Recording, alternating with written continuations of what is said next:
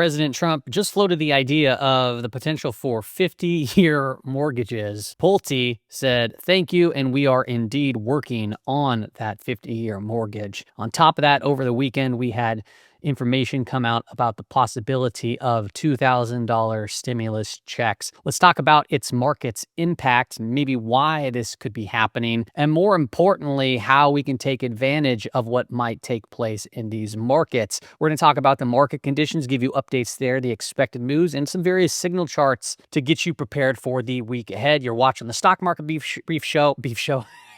Where we navigate the financial markets through the lens of technical and intermarket analysis. Let's get into today's show.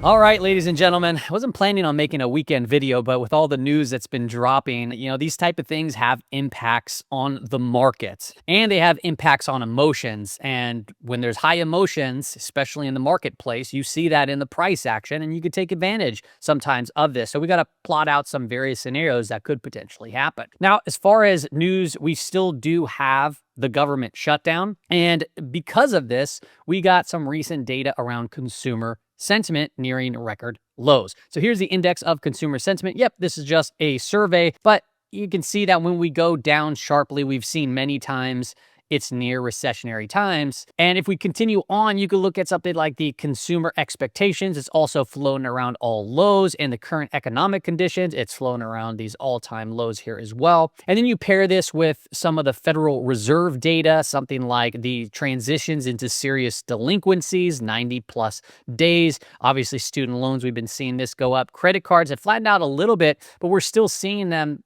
at highs that we haven't seen since 7, 8, 9, 10, the earlier 2000s. If you go into the quarterly transition rates for 30 to 60 days late in mortgage accounts, this is kind of interesting here. Notice how over here in 2008, the green line was going down. That means the quarterly transitions for 30 to 60 late mortgages, the current one was actually going down, but becoming more late started increasing. And what I pulled from this chart was, take a look here from, about 2020 to 2021, we've been actually on this kind of decline over here, while from 2021, 2022, we've been actually on a steady incline for 90 days late. So maybe perhaps some of this information that's being dropped or trying to come out is in anticipation of, something bigger that's taking place behind the scenes. If you look at third-party collections, this chart just really quickly tells me that the people that are struggling more. And the reason why I say that is because you can look at this red line. It says the average collection amount per person with collections. Okay, so the average amount has been on this incline. The people are in collections, but the percent of consumers, the blue line with collections, has kind of been going down. We saw a subtle uptick, but basically it's just telling me that the percent of consumers that are in collections is a steady uptick, but it's been overly going down. But the people that are in collections have been seeing that rise. So once again, the people in collections are struggling more, right? And the people that aren't, right, aren't feeling quite that impact. It's kind of like that barbell-shaped economy, right? We're getting squeezed here. If you take a look at this is a way of looking at the Buffett indicator, right? The U.S. stock market capitalization versus GDP ratio. These are at euphoric levels. And if you take a look at the Berkshire cash reserves, these are also reaching to new high territory. So, what's this all anticipation for, right? Perhaps there is something bigger behind the scenes, right? It's interesting to think you get all this, data out, after you see some market volatility, and we're like a few percentage points off the all-time high. It's pretty crazy stuff. Remember, Burry the other day was talking about how he sees bubbles. Sometimes there's things to do about it. Sometimes we just don't play. Okay. Like I said, we're about 4% off the all-time high. We also have been noticing that the correlation between the S&P 500 and the housing market has been breaking. So we've been talking about how there's one of two things that have to happen. The housing market, right, or the housing index, like the HGX, that has to catch up to the upside, or the S&P 500 is going to catch down to the downside. And we started to see the S&P 500 back off, and then all of a sudden we get this type of news. So I think it's going to be important. I don't know how the housing market's going to respond, various builders and anything that's tied into the housing index, how it's going to respond to this news come tomorrow. But I think that it's going to be important to at least keep an eye on those various equities. So I'll go over a few of them. But this is the HGX, and notice how this has just been kind of just going straight down, but price action's been getting very tight here, and it's pulling right back into that 200-day moving average. So is this news going to potentially offer up a little bit of relief here? Is the market going to respond, positively to this? and start to see it move up? I don't have that answer for you. Perhaps it breaks down, right? I don't know. But one thing you want to really pay attention to here is if how the market responds to all of this, right? And let the market digest and so forth. But from just a price action perspective, price has been pulling down, right? It's offered up no relief so far. Price action's getting tight, and sometimes these offer up really good risk to reward. So if you look at some various names that are kind of tied within the housing index, you can look at something like CHCI, Comstock Holdings. This one recently broke out of a downtrend, and we're starting to see it kind of break further through here. It had a pretty decent day on some low volume the prior trading session to close out the week. So maybe if we pull back in, maybe see how it sets up. But nonetheless, this is a pretty volatile stock, and we're starting to see it kind of break out over here. So perhaps this opens the door to retest these highs, potentially go higher with a stop a little bit lower. You can look at something like Pulte Group, PHM. This is the weekly time frame. This has also been pulling back in to a rising 30-week moving average, a rising 40-week moving average,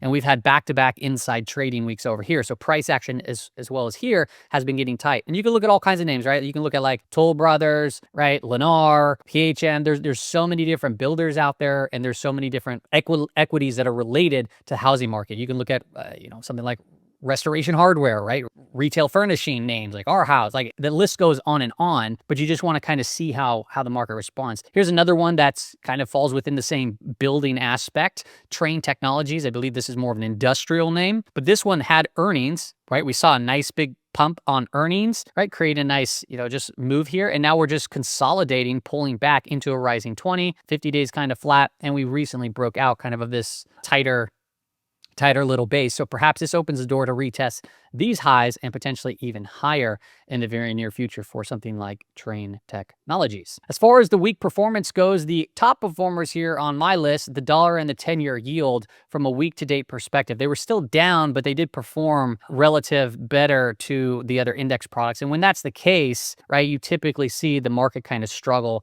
when you see the dollar up, the 10-year yield up, and so forth, or outperformance there. And you can see that over here if you look year to date, look at how they're the ones that are down 8%, 10%, and then everything else is solidly there still in the green. As far as the SPY goes, finished down about 1.6%. The NASDAQ, so tech stocks got hit the most, 3%, and that actually came into its lower monthly implied move, which I believe I have an updated chart here. I might not, but I did post it out on Twitter for people to pay close attention to, and I also talked about it on the live stream. Out of the 11 sectors that make up the S&P 500 for a week performance, energy led the way, and when energy leads the way, typically that's not good for the S&P 500 when you see that outperformance. Underneath that was healthcare, and healthcare still looks really good. A lot of good setups in the healthcare space. We've been talking about that. You got real estate that performed as well, and then financials towards the bottom of the list, technology, and that's going to be the biggest drag, obviously, on these markets. You can see that here from a week-to-date performance. Nvidia, right, down 7%. That's going to have an effect on the market. Tesla down 5.92%, backing off. It's like a stone's throw away from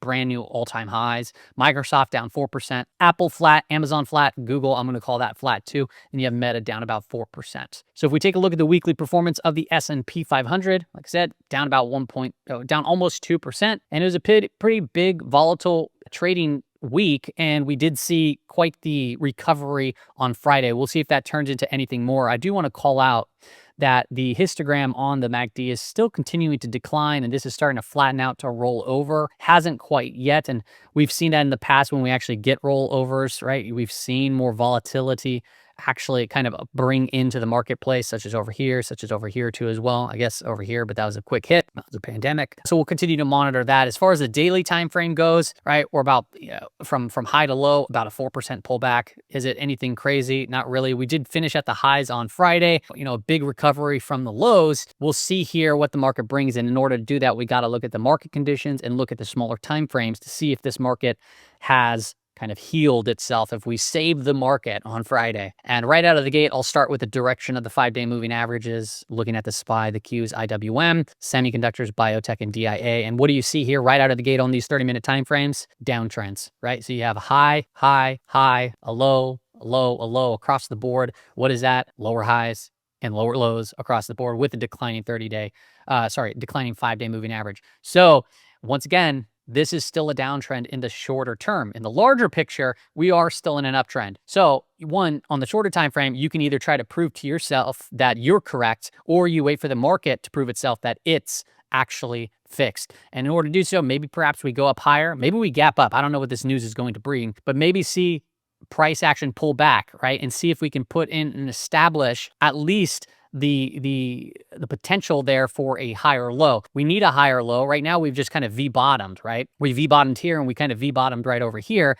And what did that result into, right? Just lower lows. So if price goes up a little bit higher, maybe we kind of doodle around, the 5-day moving average can start to flatten out. And then we start to see something actually set up on these smaller time frames for SPY, Q, IWM, etc. down the very near term. If we take a look at the net gamma exposure, 7,000 is still that call wall, so traders are reaching up. And then down here, though, we do have the put wall at about 6,500, which would be lower, right? We're at about 67.20 right now. That's right in around the gamma flip line. We did close in negative gamma territory. I'm trying to update this. I'll see what it looks like in the morning. But overall, we're right by the flip line, which considers more neutral, right? Where it's more delta neutral in the market. So if we start breaking back above, right, this will bring volatility in. But if we start breaking back down below, remember, selling begets selling, buying begets buying. That's why you see these more intraday volatility, volatile type moves, right? They just keeps going and going and going and going and going. And then all of a sudden we hit a key level or some interesting, thing changes. And then all of a sudden it goes bye, bye, bye, bye, bye, bye, bye, bye. And it's just like relentless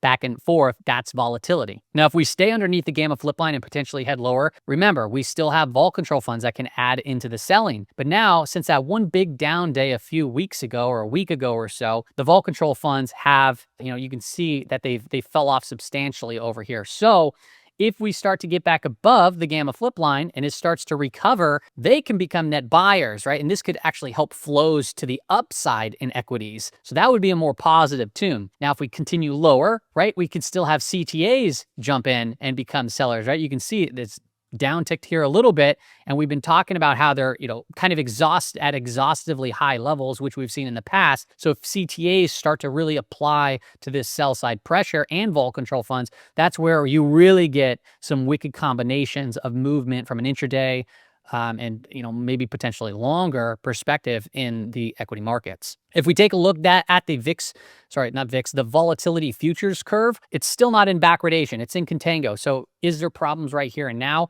Volatility is elevated, but it's more of a choppy type area. There's nothing really too wrong, at least right now. Now, if the curve starts turning like this, yeah, then we got problems here and now. But right now, that's not the case. If we take a look at the expected moves, what's the market pricing in? Last week, we broke the weekly expected move, right? These levels, these orange levels are the weekly implied move. Guess what? We broke down from it, and guess where we closed? Right at it, okay? Remember, 68% of the time, these are one standard deviation moves of risk. We broke outside, and then price action found its way back in right near around that daily implied move. In fact, what I find so interesting, this area where the price action bounced from, take a look here. This was from the Asher bot, and this is showing the lower IVOL range level, 661.41. It gave us the alert exactly when it happened, and look at where it was. That was the lower monthly implied move off of my calculation and my IIV that I use for my Discord, and it pretty interesting stuff. That doesn't mean that that's the low and this isn't what always happens, but still, this is why I keep these levels on the screen, because it gives you an idea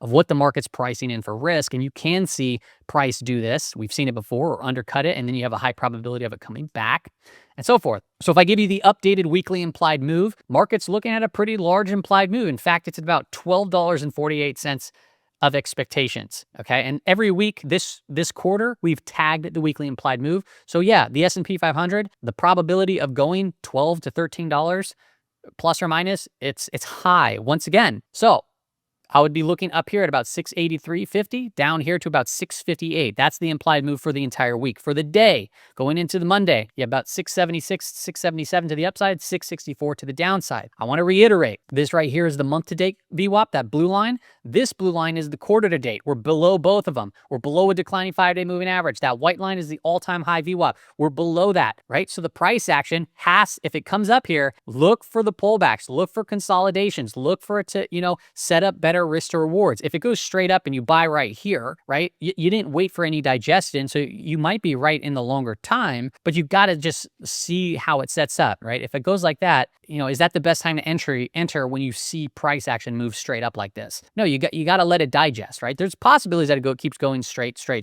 but even then, you're going to get a digestion at some point. It's going to look a little bit better.